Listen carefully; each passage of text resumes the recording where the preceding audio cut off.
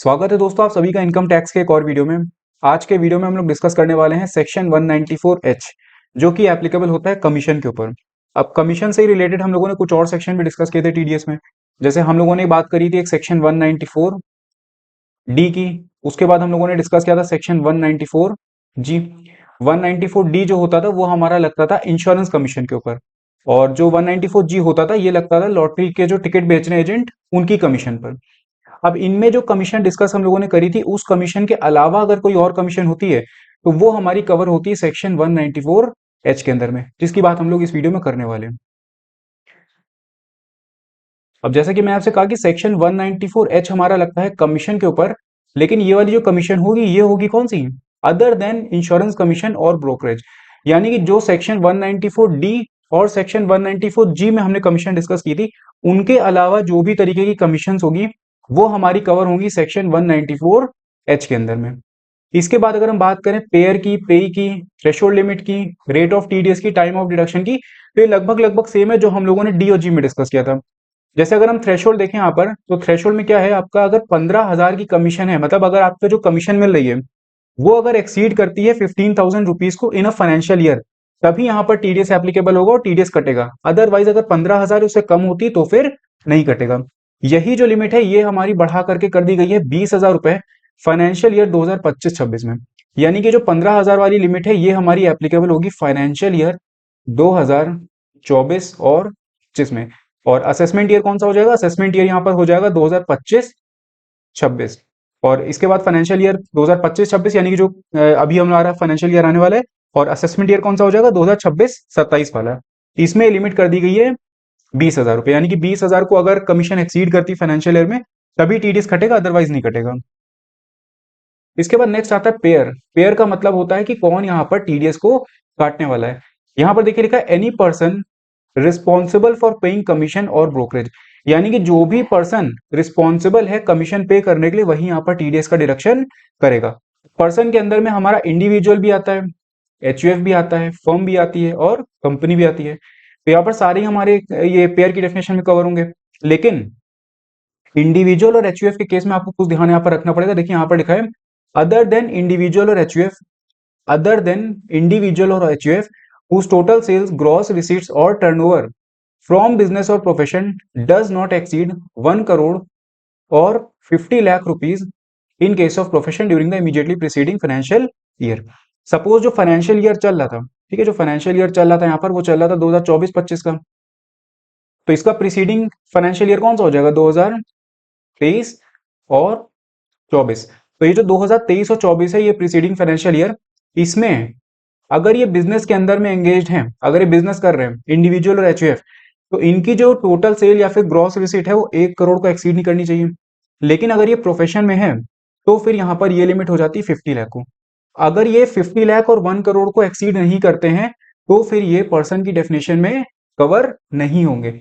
लेकिन अगर ये एक्सीड कर देते हैं तो फिर ये पर्सन की डेफिनेशन में कवर हो जाएंगे और इनके ऊपर टीडीएस एप्लीकेबल होगा, मतलब इनको टीडीएस अब काटना पड़ेगा। तो यही बात यहाँ पर बोली गई है कि अदर देन ऐसे इंडिविजुअल और एचयूएफ जिनका की ये जो टर्नओवर है, सेल, ये ग्रॉस रिसीट्स है, ये एक्सीड नहीं कर रही है तो वो यहाँ पर कवर नहीं होंगे। लेकिन जिनका एक्सीड कर रहा है वो फिर यहाँ पर कवर पर्सन की डेफिनेशन में हो जाएंगे। इसके बाद नेक्स्ट आता है पेई। पेई का यहाँ पर ज्यादा कुछ नहीं है, पेई के अंदर में कोई भी रेजिडेंट हो सकता है। अब एनी रेजिडेंट का मतलब हो गया यहाँ पर रेजिडेंट में कोई भी हो, चाहे इंडिविजुअल हो, चाहे एचयूएफ हो, चाहे फर्म हो, चाहे कंपनी हो, बस उनको क्या होना है, रेजिडेंट यहाँ पर होना पड़ेगा। इसके बाद नेक्स्ट आता है रेट ऑफ टीडीएस, कितने रेट के हिसाब से टीडीएस का डिडक्शन होगा। देखिए ये जो लिमिट थी ये 5% होती थी, मतलब जो टीडीएस कटता था वो 5% के रेट के हिसाब से कटता था। कब तक है, 30 सितंबर 2024 तक। यानी कि जो 30 सितंबर 2024 तक जिसने भी टीडीएस काटा होगा वो 5% के रेट के हिसाब से काटा होगा। इसी लिमिट को थोड़ा कम करके गवर्नमेंट ने कर दिया है 2%। यानी कि 1 अक्टूबर से ये जो लिमिट है वो कितनी हो गई, 2% हो गई। जैसे यहाँ पर आपने देखा था ये फाइनेंशियल ईयर में चेंज हुआ था, लेकिन इस साल के बीच में चेंज कर दिया गया। पहले 5% था और 1 अक्टूबर से ये जो लिमिट है ये हो गई 2% की। इसके बाद नेक्स्ट बात आती है टाइम ऑफ डिडक्शन की, कि टीडीएस कब डिडक्ट किया जाएगा। तो यहाँ पर भी वही है जो हम लोगों ने पहले भी कई सेक्शन में डिस्कस किया है। जिस टाइम पे आप जो पेई है उसको अपनी बुक्स ऑफ अकाउंट में क्रेडिट कर रहे हो, ठीक है, आप उसको जब जर्नल एंट्री पास करो आप उसको क्रेडिट कर रहे हो, या तो आप तब काट लो टीडीएस, या फिर जब आप उसको एक्चुअल में पेमेंट कर रहे हो उस टाइम पे आप उसका टीडीएस काट सकते हो। तो ये दो चीज होंगी, इन दोनों में से जो भी आप पहले कर रहे हो तभी आप उसका टीडीएस का डिडक्शन कर सकते हो। अब इसके बाद देख लेते हैं कि जो कमीशन और ब्रोकरेज की हमने बात करी, जिस पर कि हमारा सेक्शन 194H एप्लीकेबल हो रहा था, वो कमीशन और ब्रोकरेज का मतलब क्या होता है। देखिए यहाँ पर लिखा है कमीशन और brokerage includes any payment received और रिसीवेबल डायरेक्टली और indirectly bye a person acting on behalf of another person. यानी कि किसकी बात कर रहे हैं यहाँ पर, ये बात कर रहे हैं एजेंट की, क्योंकि एजेंट ही होता है जो प्रिंसिपल के बिहाफ पे सारे काम करता है। एजेंट को जो भी कमीशन या ब्रोकरेज दी जाएगी वो हमारी कवर होगी सेक्शन 194H के अंदर में। इसके बाद वो क्या क्या काम आपके लिए कर सकता है, वो आपको सर्विसेज रेंडर कर सकता है, आपको सर्विसेज दे सकता है, या फिर वो आपको कोई भी सर्विस दे सकता है जब गुड्स को बेचा या खरीदा जा रहा हो। इसके बाद यहाँ पर लिखा है in relation to any transaction, कोई भी ट्रांजेक्शन हो सकता है relating to any asset valuable article और थिंग अदर देन सिक्योरिटीज। तो यहाँ पर ये सारे काम वो एजेंट आपके लिए कर सकता है, और जो कमीशन और ब्रोकरेज आप उसको दोगे उस पर आप टीडीएस काटोगे 194H के अकॉर्डिंग। इसके बाद नेक्स्ट बात आती है डिपॉजिट ऑफ टीडीएस। जो टीडीएस काटा गया है उसको पेयर कितने टाइम के अंदर गवर्नमेंट को डिपॉजिट उसको करना पड़ेगा।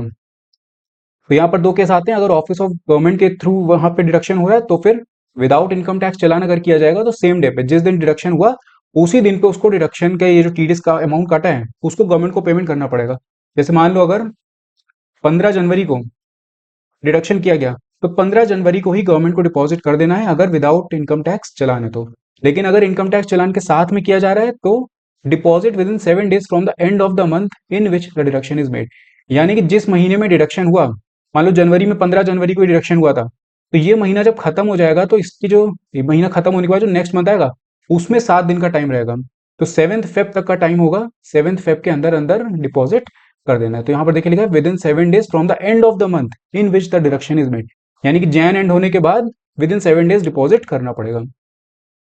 अगर हम बात करें अदर डिडक्टर की, तो अदर डिडक्टर में देखिए क्या केस होते हैं यहाँ पर। अगर मार्च में डिडक्शन हुआ है तो फिर 30 अप्रैल तक का टाइम है।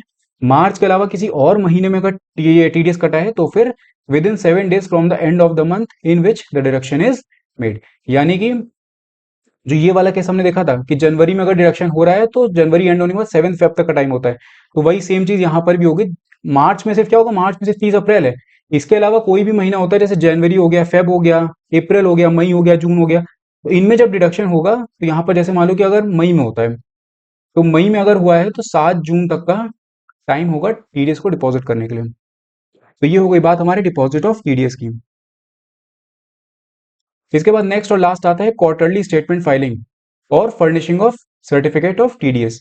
तो यहाँ पर क्वार्टरली स्टेटमेंट फाइलिंग का मतलब है कि जो पेयर ने टीडीएस काटा है उसके बाद गवर्नमेंट को डिपॉजिट किया है, वो क्या करेगा, एक स्टेटमेंट बनाएगा क्वार्टरली बेसिस पे और गवर्नमेंट को ये फाइल करेगा, जिसमें वो सारी डिटेल देगा कि हमने कितना टीडीएस काटा, कितना हमने डिपॉजिट किया, कितना हमारा टीडीएस बना। तो ये सारी डिटेल वो गवर्नमेंट को प्रोवाइड करेगा क्वार्टरली बेसिस पे। और साथ में यहाँ पर क्या करेगा, जिस पेई का उसने टीडीएस काटा है उसको वो सर्टिफिकेट भी इशू कर करेगा। तो वो सर्टिफिकेट कितने टाइम के अंदर इशू होना है, क्वार्टरली स्टेटमेंट कितने टाइम में फाइल करना है, तो ये सब बातें यहाँ पर कवर होंगी।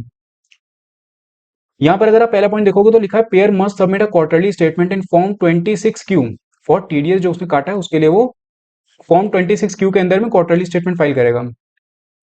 नेक्स्ट पॉइंट बोला payer must furnish certificate of TDS in form 16A within 15 days from the due date of furnishing of TDS statement. यानी कि जो उसकी टीडीएस स्टेटमेंट को फर्निश करने की ड्यू डेट है उसके उससे लेकर के 15 दिन के अंदर अंदर। तो यहाँ पर देखिए क्वार्टर हमारे यहाँ पे कौन से होंगे, April to June, July to September, October to December and Jan to March. तो जो अप्रैल टू जून का क्वार्टर होगा, जैसे ही क्वार्टर एंड होगा इसके बाद गवर्नमेंट कहेगी 1 महीने का टाइम है स्टेटमेंट फाइल करो। यानी कि जून में खत्म हो गया तो 31 जुलाई तक का टाइम दे रहे स्टेटमेंट को फाइल करो, पेयर को ये बात वो बोलेगी। इसके बाद सितंबर में खत्म हुआ तो 31 अक्टूबर तक का टाइम है। इसके बाद दिसंबर में खत्म हुआ तो 31 जैन तक का टाइम है इसको स्टेटमेंट को फाइल करने के लिए। लेकिन जब मार्च का लास्ट आएगा, मतलब जब फाइनेंशियल ईयर एंड हो रहा होगा, तो इसमें टाइम लिमिट को थोड़ा सा बढ़ा दिया जाता है। यहाँ पर जैसे 1 महीने का टाइम है, यहाँ पर भी 1 महीने का टाइम है, यहाँ पर भी 1 महीने का टाइम है, यहाँ पर 2 महीने का टाइम होता है स्टेटमेंट को फाइल करने के लिए। अभी स्टेटमेंट उसने फाइल कर दिया, अब जिस दिन पे वो उसकी ड्यू डेट थी स्टेटमेंट फाइल करने की, विद इन 15 डेज उसको क्या करना होगा, सर्टिफिकेट इशू करके देना होगा पेई को। तो यहाँ पर 31 जुलाई इसकी ड्यू डेट थी, तो 15 अगस्त तक उसको ये जो सर्टिफिकेट है ये इशू करके पेई को दे देना है। इसी तरीके से अक्टूबर में खत्म हो तो 15 नवंबर, जनवरी में खत्म होगा तो 15 फरवरी और मई में जब खत्म होगा तो 15 जून। 15 दिन का टाइम है। यहाँ पर देखिए लिखा भी हुआ है within 15 days from the due date of furnishing of TDS statement. तो जो ड्यू डेट थी टीडीएस स्टेटमेंट को फर्निश करने की क्वार्टरली बेसिस वाला, उससे लेकर के उसके एंड होने के बाद 15 डेज, ठीक है, विद इन 15 डेज। तो ये बात हो गई हमारी स्टेटमेंट फाइलिंग और सर्टिफिकेट की। तो यहाँ पर हमने डिस्कस कर लिया सेक्शन 194H। अगर आपका कहीं पर किसी पॉइंट में कोई डाउट हो तो आप कमेंट करके मुझसे पूछ सकते हो। बाकी अगर आपको वीडियो पसंद आया हो तो उसको लाइक करना मत भूलिएगा, साथ में चैनल को सब्सक्राइब जरूर कर दीजिएगा। हम लोग मिलते हैं हम नेक्स्ट वीडियो में। Thank you.